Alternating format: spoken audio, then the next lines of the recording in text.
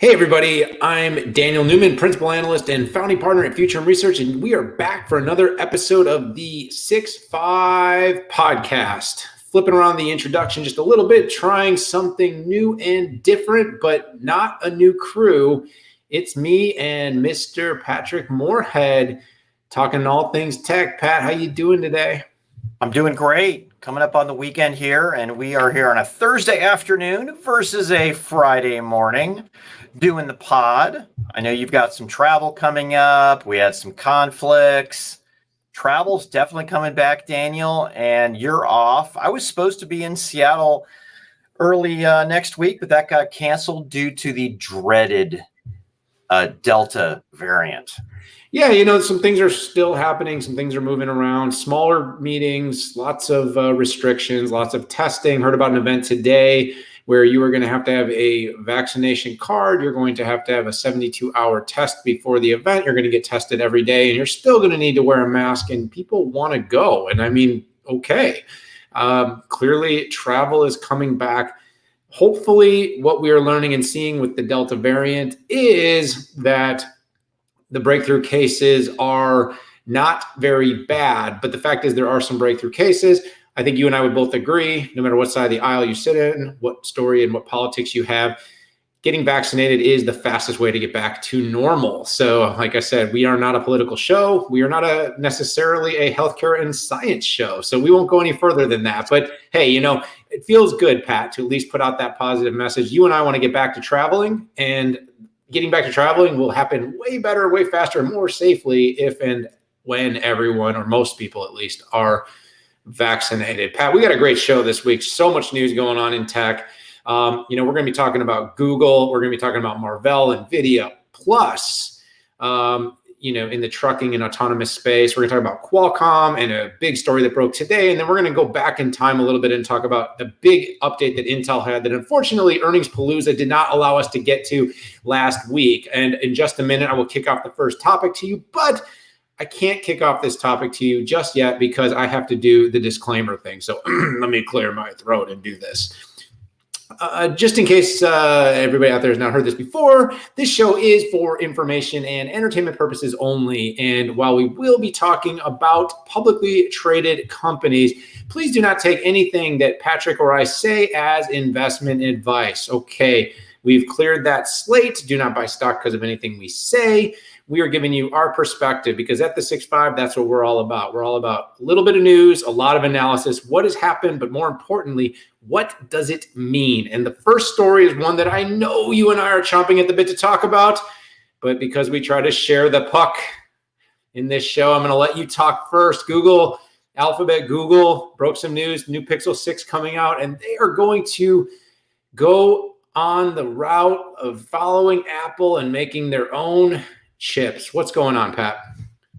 So I think a little bit of background before we dive into it. So from a market share perspective, in the US, Google Pixel has between 1 and 2% market share, depending on what service you look at. So they really are a very small player out there. When you look at Apple, at around 50%, Samsung, there's a chance though with LG exiting the market at around 3 to 4% market share that they could get a jump on this. But what Google is doing, jives with what we're seeing a lot of companies do, in that they want to have their own special sauce. And in this case, Tensor stands for essentially the AI capabilities, the inference capability. And you might be thinking, well, the company has absolutely no experience in chips. They actually do. And Daniel, you wrote a really good article up on Market Watch, kind of going through it. But we really have to ask the question: hey, 1 or 2% market share, and maybe it's 0.5% or lower globally, does it really warrant some type of custom processor, even if the only custom part is the Tensor piece? I do believe that Samsung did the integration on this, and there's likely an Exynos CPU, and likely, I mean, I'd be surprised if they picked anybody else but Qualcomm for the modem, but we'll see, because Samsung hasn't actually shipped a millimeter wave capability. But I can't necessarily fault just out of default. Fault out of default Google for doing something like this, because whether it's Microsoft, whether it's Sony, whether it's AWS or Apple, but we have seen companies that don't necessarily want to invest a whole lot. Even Xiaomi said it was going to be doing all these custom types of things, and that fizzled out. LG said they wanted to go custom, and they ended up just abandoning the entire space. Right now, this looks to me as a serious Hail Mary. Hey, it's what Apple's doing. Let's throw the long ball. I could see if they bring this processor to their smart home products, that would make sense, right? A really giant Tensor processor on the edge. But aside from that, it strikes me as a money pit. Yeah, great analysis, Pat. Look, I was super skeptical and bearish on this. First of all, when you have less than 2% of U.S. market share and less than 1% of global market share, it seems like it's either a massive risk, or, like you suggested, just a pure Hail Mary. A lot of the commentary, read in a Wired piece about this, the commentary was from the executive at Google, was more or less that they didn't feel that off the shelf enabled them to do the things that they wanted to do. And I kind of said to myself, okay, great concept, but for who? Because who's using these devices? I've never met anyone using a Pixel. That's actually a true story. And so Google, of course, is a company that wants to win in any and every category that it competes. And maybe, like I said, at this point, working off the shelf, typically, by the way, being a bit of a laggard with its processors in its flagship devices, has not been able to grab the market share, has not been very successful. I do think there's a bit of a leapfrogging attempt with Apple, in the sense that with Bionic, and Google wants to say they can do it, we can do it. I would say to the positive for Alphabet and Google is I do believe their AI cores are very capable. And in fact, what most people don't realize, like you said, is they've been doing this in the data center, and they've actually been using cores in their phones up to this point. But nothing has actually been better than what has been available off the shelf, certainly available off the shelf from Qualcomm and Snapdragon. Last point I'll make here, really feel like the big mistake that is speculatively out there, because we don't know for sure, but there are rumors on the street that that they're going to abandon the Qualcomm 5G RF modem system, which with millimeter wave is an incredibly complex technology, both to develop and also to certify with carriers around the globe. Again, if no one's using your phone, I guess that doesn't actually matter that much. But if you want people to buy and use your phone, if you want people to buy and use your phone, you want it to be certified on all the majors. So on whether that's T-Mobile, Verizon, AT&T, Orange, whatever you're using and wherever you're using, it has to work. Going away there, it's kind of like, why would you do it all at once? Like, I kind of understood, using cores, like you have great image sensing, maybe you have great training for AI, natural language processing, start implementing your cores. Apple did this really well, but I'll leave it at this. Even Apple knew its limitations, and it said, you know what, we'll stick with Qualcomm a little bit longer. We know they've got that part of it right. We'll build around Bionic. We'll use Qualcomm. And it's not like it's a permanent arrangement, but they didn't do it until they were ready. And so even with M1 and all the work they did, Apple has done a pretty good job of making sure they've been ready, and that period of time where people can really crap on their product is very short. And they made the fixes very quickly. All right, we got to keep moving here. That's a great topic. Could have talked about it for at least another minute.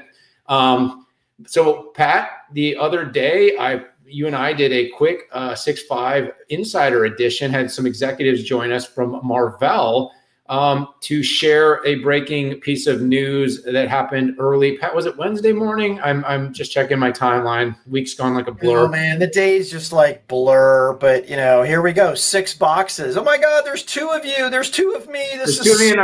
Sadly, I think we're both wearing the same shirt. I'm not sure, but so Marvell made the announcement for a net sum of about $955 million that it was going to be acquiring Innovium. Now, this by no means, Pat, is a name that everybody knows. But when it comes to switching for cloud scale fast switching, so there's there's a couple of different types of switching, but this is an area that Marvell hasn't historically been able to play in, that Broadcom and its Tomahawk series chip has been by far, I believe it's north of 50% of market share that they've had. And so this is in this 50G series. Innovium has a nice and growing percentage of the market. They're saying in the next year this could be about $150 million in revenue add. Now, I do want to clarify this. People that read the release and asked me some questions about this thought there was 150 million. The way Marvell is looking at this is through synergy and through growth momentum. You've got a company that's fast growing that with Marvell could reach 150 million in revenue in the next year. There's feature rich switch, and then there's this cloud scale switch space, and this is going to make Marvell. It's going to enhance this Inphi, the $10 billion Inphi investment, with what they're doing with optics and light. Again, check out the podcast. It's in the show notes because we had two of the most senior executives, including Chris Koopmans, president of Marvell, join us to talk all about this. But really interesting, Pat, what they're doing, getting in with tier one cloud customers, taking advantage of the data center market scale.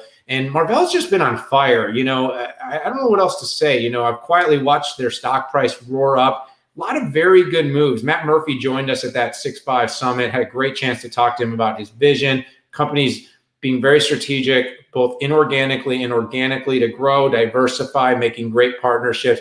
This was a really good move in a very specific area that was clearly needed. It was something that the market asked about after the Inphi acquisition. And without waiting very long, they bought the number two. And I'm sure Broadcom is nervous that with this acquisition, Innovium is going to be much bigger threat to them because they're going to have all of the resources of Marvell at their disposal. Yeah, listen, whenever a market doesn't have three serious players, then there's an issue. And Innovium does, it's really split between, not evenly, but about 30% Innovium, the rest Broadcom. And, I talk to a lot of customers and they respect Broadcom, but they don't like Broadcom, and they want more competition.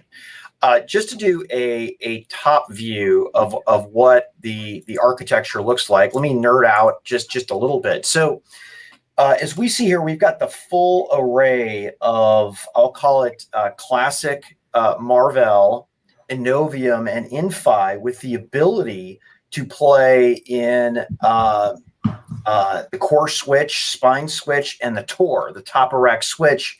And you've got this cool little chip here, coherent DSP, in this fiber connector, which basically connects everything at light speed. Marvell has been very successful in lower speed copper. Now they have high speed copper and high speed photonics, really winding out or rounding out the offering. And I looked up their stock 5 years ago. They're up 435%. And by the way, 5 years ago, they were really known as a mixed kind of consumer play hard drive controller, right? It was Marvell, right? We all knew Marvell. They jettisoned their consumer stuff, with the exception, of course, for hard drive controllers that would go into, a PC. And then they made a bunch of acquisitions. And this is yet another, I would call this more of a tuck-in acquisition than anything else. But hats off and congratulations to everybody there. By the way, some of the investors in Innovium look really smart. Strategic investors were Qualcomm Ventures and Xilinx. Right, that makes a ton of sense. So congrats to them. And also, Capricorn was in there as well, Depender Saluja, and he was an early investor in Nuvia. So Depender, congratulations, 2 outs in, I guess, 6 months. Well, that's when you're doing it right, Pat. And the people that get behind these companies early and have the vision, the goal, and the resources to play in this space will certainly be rewarded handsomely in this era we are in of cloud scale. It's the scale of money is outrageous. But wow, very exciting, very solid for Marvell. The story keeps getting better. Pat. We have some fans. We've had Patrick Pico Moorhead, we had Dana Reeves, and now we have Caitlin. Hello, Caitlin. How are you? Yeah, and for everyone out there, we do our show live. So if you're listening to us on Spotify right now and you're like, why are they talking to people? Well, we like to do the kind of open thing where people can jump in, and occasionally we answer questions. Sometimes we just ignore them because if we decide your question is too confrontational, then I just tell you to tweet it at Patrick Moorhead. All right, so I got to keep moving though. Let's talk about NVIDIA, Pat. So gonna lay this one over to you, but their base command goes GA. Yeah, so think of base command as a way to get into a DGX SuperPod without you having to roll it in to your own premises and not having to wait for, let's say, one of the tier 1 CSPs who likely won't take the exact architecture of the DGX SuperPod. So essentially, it is a managed offering right now through Equinix, and this sucker went GA. They have partners here. They have NetApp as a partner. I already talked about Equinix and also Weight and Biases, who I guarantee you've probably never heard of, but they're a leading provider of machine learning development tools out there for ML ops. Because it's one thing just to stick a GPU in a server and put it out there and call it a day. But with base command, you have a full end-to-end development environment. And whether that's for NLP, autonomous vehicles, you can swipe a credit card. Actually, I don't know if you can actually swipe a credit card, but you can go and get this service. And it is to me, and NVIDIA's not going to say this, this is an offering to keep multiple people in check. On the OEM side, who aren't doing DGX SuperPods, and on the cloud side, the AWS, the Azure, and the GCP. This is a time to market play, but DGX is a real business, and I like that they're doing as a service. And as you know, Daniel, a lot of the traditional on-prem folks like Dell are also partnering with Equinix for their as-a-service capabilities. Yeah, I believe GreenLake also is doing a service through HPE. So yeah, Equinix is finding its footing in terms of taking advantage of co-location to offer private cloud at scale. Very interesting, of course. The whole announcement, Pat, you hit it. This isn't one that probably takes a ton more effort. They did have some really good early customer wins. Adobe, for instance, is using it to accelerate their data science.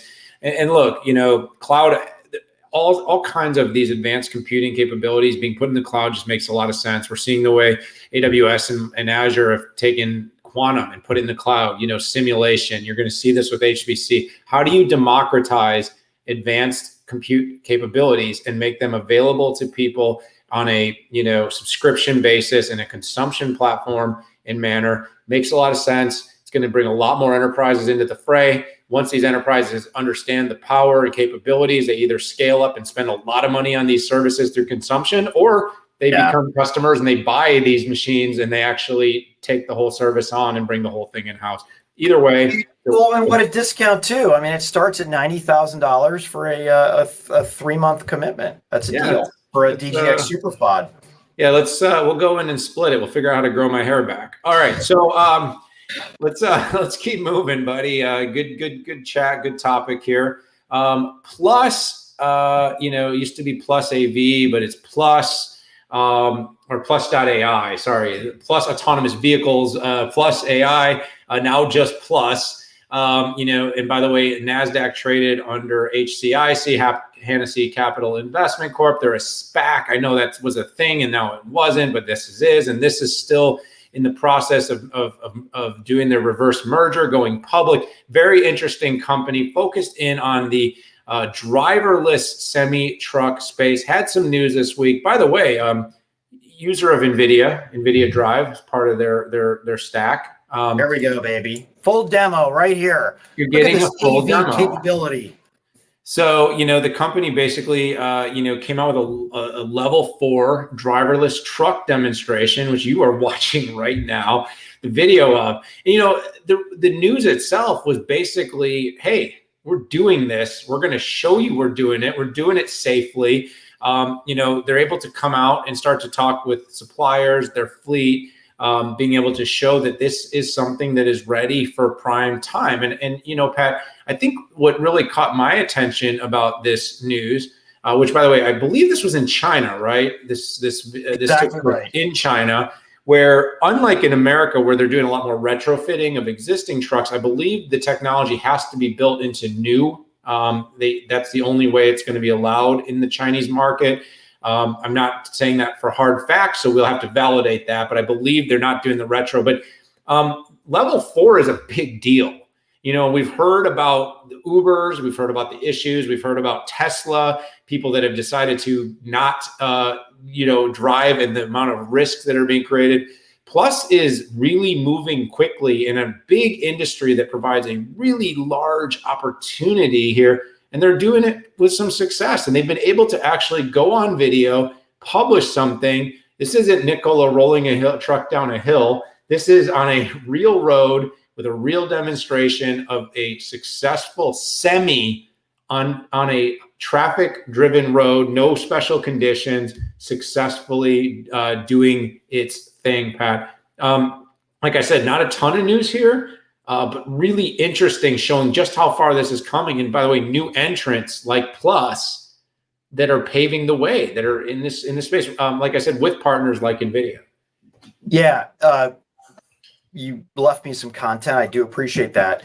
So I think the big deal is if you stand back and you look at L1 to L5, right? There's two different ways that companies are approaching this. Some companies are going the L1 and then building up, and others are going straight up to L4, L5, and then building and then trying to build back. And I think this is particularly important to Plus because a lot of Plus's detractors are saying, oh, you guys are successful in ADAS. That's because you can't do L4. Well, here we are. We have Plus showing a driverless, no teleoperator, and no human intervention on a highway in China. And I do think this is a huge milestone for the company. So, I talked to the folks there, and they still stand behind an advantage that they have in that it's going to be hard to get to a safe truck, autonomous truck, without 8 billion miles of road experience. And this is an area that, it's an advantage that Plus has on their competitors. But I do honestly believe that this is important. And this is a reason, just one reason, Daniel, you and I had covered this before. Amazon has the option to buy 25% of the company through a warrant structure and committed to buy 1,000 units of Plus Drive. That isn't the L4, but it's an L2 Plus or L2 Advanced type of scenario. I feel good that they're leveraging from a hardware and platform perspective. They're leveraging NVIDIA. That gives me a good feeling because I feel like NVIDIA is in this for the absolute long haul and are all in on this. But just rounding out, they haven't done the SPAC merger yet with Hennessy, but it is coming, and we're very, soon. They're very soon to making this happen. Congrats to the folks at Plus. This is pretty awesome. Yeah, it's a positive for Plus, Pat. Good partnerships, technology. We mentioned a couple of times NVIDIA, good strategic partnerships. Amazon's a great partner to have on your side. Clearly, 1,000 trucks is just the beginning of what Amazon could do. So yeah, let's give some props where props are due. And speaking of autonomous and ADAS and what is going on here, let's talk about Qualcomm today, Pat. Yeah. So Qualcomm, they came out and made a unsolicited bid of 4.6 billion, 4.1 net of debt for Veoneer. This was a kind of out of the blue surprise to the market this morning. A letter that came out at, I believe it was about 8 a.m. Central Time, I think 6 a.m. Pacific, a $37 a share, all cash transaction.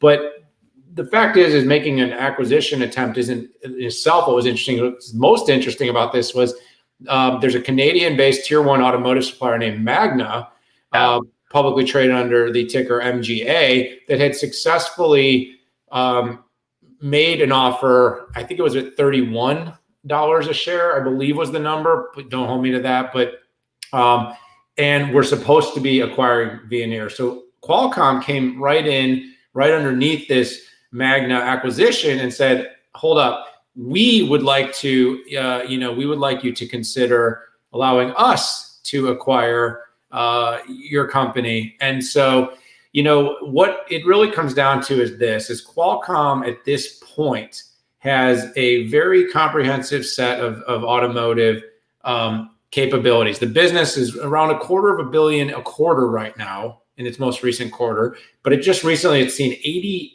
83%, I believe, growth in the last quarter. And you've heard a multi-billion-dollar pipeline that has been talked about from Cristiano Amon, now CEO, but he's been very passionate about this for a long time.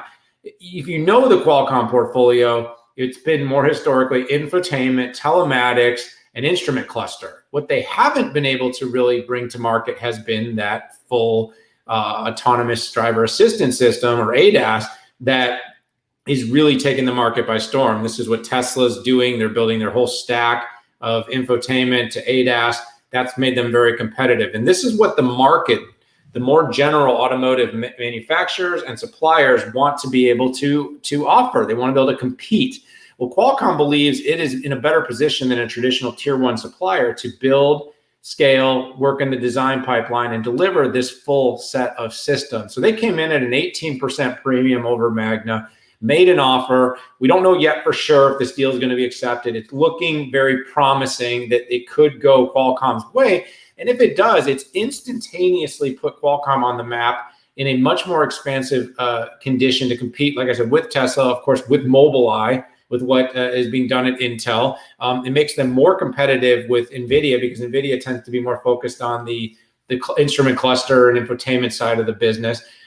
It's going to be a very important acquisition that scales their TAM. It makes Qualcomm much more relevant. Pat, I'm sure you've got a lot to add here, but very impressive, very aggressive move. Going to be very interesting. I haven't heard what Magna has to say about this. They must be very unhappy with this. But for Cristiano, bold move. I think I said, what a showing of your ambition in the automotive space to come in, make a move like this, take a company that has interesting technology, not necessarily a household name, put it under your name where you already have a multi-billion-dollar design pipeline, and say, we're going to expand the TAM, we're going to expand what we can do, and we're going to make it available to all the automotive providers. Pat, nothing left for you. Sorry, let's keep going. I don't know. No, I don't think Magna is very happy. And it's so funny. I always want to call them Magnum, but I don't. And yeah, Magna can't be too happy. And Daniel, Qualcomm has quietly been rolling out their ADAS offerings. In fact, they've got a commitment with General Motors, one of the largest automakers on the planet.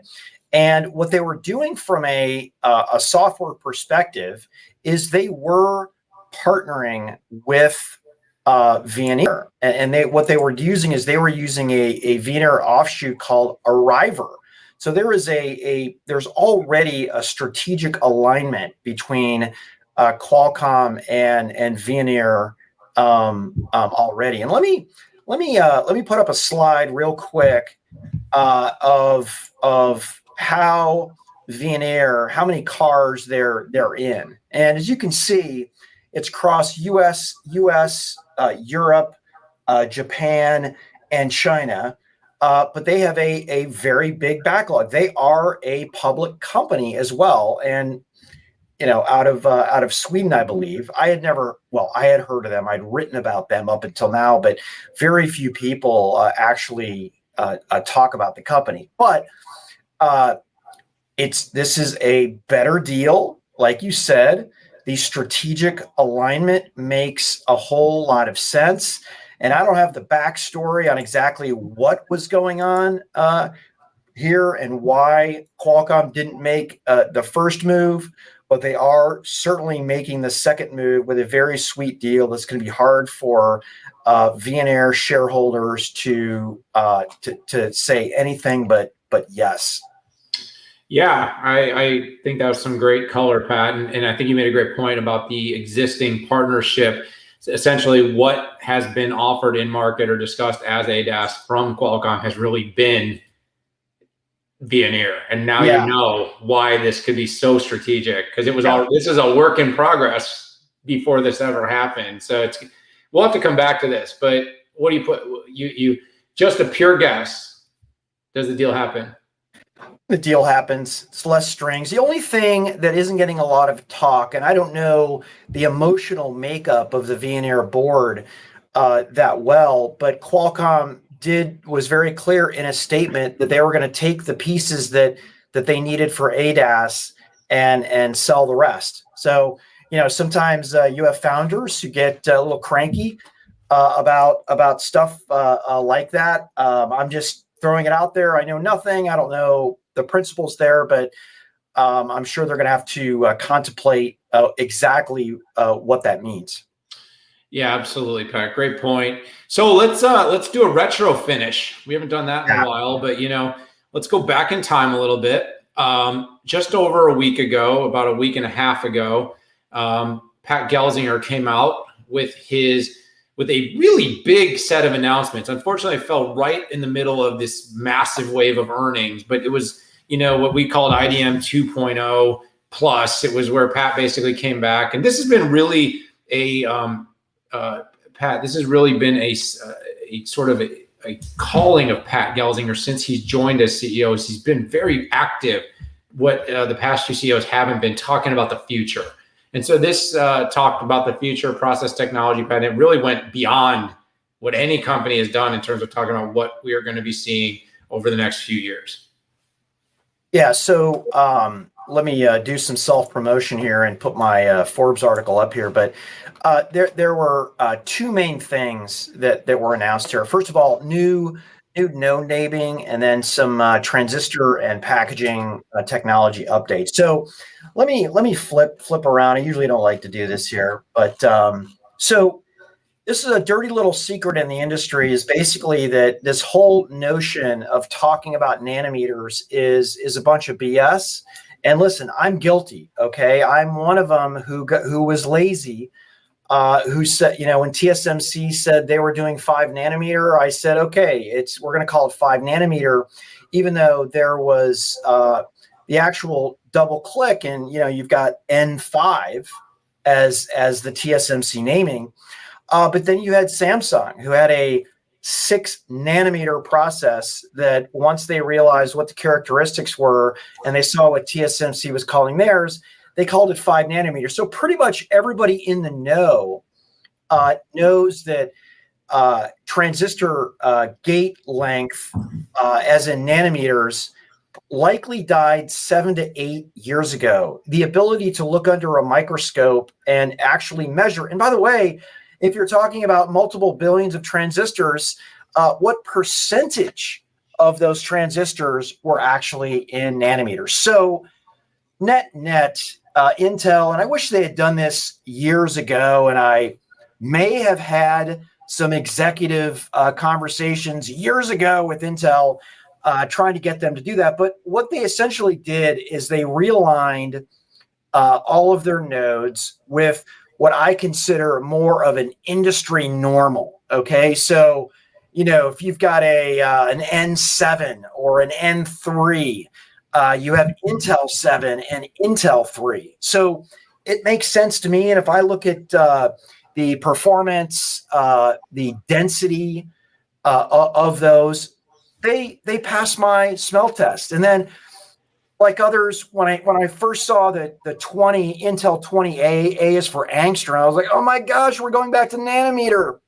Then I thought, well, what would be better? Like Intel 18 1.8, and that didn't make any sense. So I understand why Intel got here. I'm glad where they arrived, and now I don't have to explain to anybody anymore that, hey, Intel 10 nanometer is kind of like TSMC 7 nanometer, which they call N7. So but what I am for this day forward, or I guess 2 weeks forward, I will no longer refer to TSMC or Samsung as nanometers. And if I do, it'll have air quotes around them because it just isn't reality. And again, I was part of the problem. Okay, I was lazy, even though I had to explain it